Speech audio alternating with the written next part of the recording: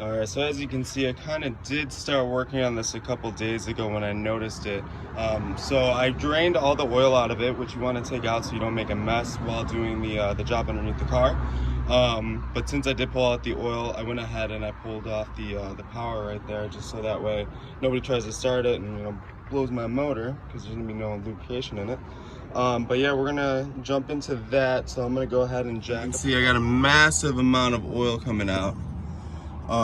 Looks like it is coming somewhat from the oil pan gasket over here.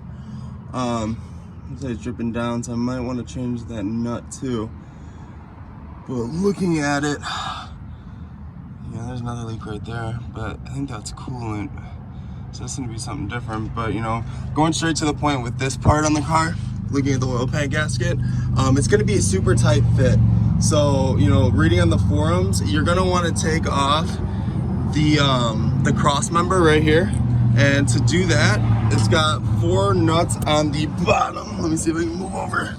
All right, so this is the front of the car, but it's got 4 nuts. There's 2 right here. These are size 17s, and then there's 2 further back there. Let's see if I can zoom into it. You see there's one right there, but yeah, there's 2 back there. You're gonna want to go ahead and use a 14 to remove those. And then when you come up on the top, there's one of the engine mounts, which you can see mine is worn out and needs a replacement too. So I'll probably do that while I do the cross member. But you're gonna do those, take that off. The engine does have enough support from the other mounts to be able to hold itself up. So you don't have to worry about, jacking up a, piece of plywood or 2x4 with a jack underneath any of the motor to give it some support. So yeah, we're gonna go right in. So I left 1 screw in here. I got the other 17 off. This one's already broke. I got both the 14s back there removed. Now I had some issues with the motor mount. There's actually nuts on both sides, so they're both 14s. I kind of rounded off this one a little bit, so I'm using a wrench to hold it in place. I'm gonna use a socket on the other side to remove it, and then once that is done, we'll have this part down and we'll take a look over at the oil pan gasket. I got that off now. So as you can see, I got the bolt. This is a bolt for the motor mount. I got the 2 17s, the 2 14s. So as you can see, a lot of build up from the last 22 years. This is what happens though when you buy a $1,000 car. You're gonna find more and more to do. Luckily, I enjoy working on cars. So we're gonna change the motor mount. I gotta get some more brake cleaner over from Advanced, and then we'll be right from Advanced Auto Parts. I went and grabbed some brake cleaner, and I grabbed the new motor mount. For this one, it's the front motor mount, and this is the part number right there. It was only like $35 at Advanced, so it wasn't even bad. I used the brake cleaner. I cleaned up the whole part right here. So that way it's nice and clean, and that way if there is more leaks, I can kind of spot where it's coming from. What we're gonna do is we're gonna start taking the bolts out of the oil pan. So these are 10 millimeter bolts. There's about 14 to 15 on them. I didn't get a full count.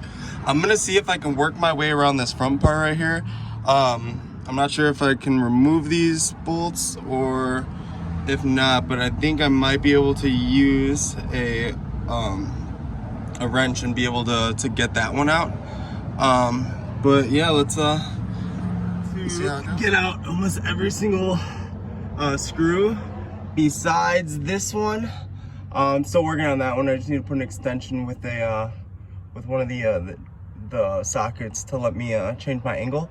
But I'm just gonna say screw it, and I'm just gonna attempt to take these 2 off to pull that out. I'm just praying that that's not something for too much to support.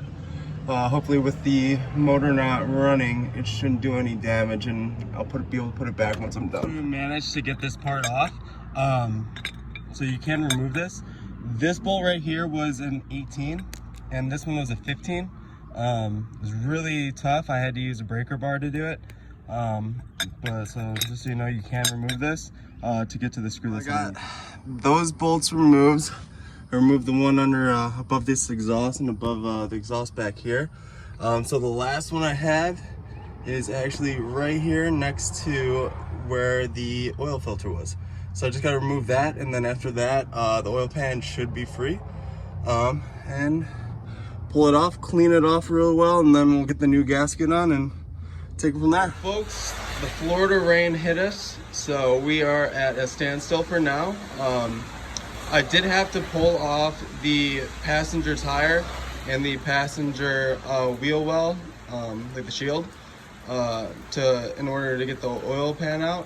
It's still on the car though, so whenever this rain stops, I'll go underneath it to pull it out, but it's pretty heavy. Another snag. I thought after removing this bracket right here that was blocking this, it would give me enough wiggle room to pull out the oil pan, but it's too tight with this. I don't really want to deal with removing the exhaust, so I saw this bracket up here. I think if I put the other bracket over here for support, I might be able to wiggle it out this way to pull it out, so that way I don't have to pull out the whole exhaust. So let's good news and bad news with this guy. Good news is you can actually take out both brackets. Bad news is it really doesn't make a difference because I'm still gonna have to pull off this freaking exhaust, but we'll figure it out. And off. I had to take off the 2 bolts up there for the exhaust. Those were 19s, and I had to use about 4 different extensions for it. And then there's 2 bolts right here, and those are size 13s, and you're gonna remove that. After that, it'll give you enough leeway to pull out the exhaust, so that way you can get the oil pan out. So let's get this one all cleaned up. We're gonna clean up where the old seal was to prevent any new leaks, and we will put up the new gasket and bolt it in and hopefully get this over with.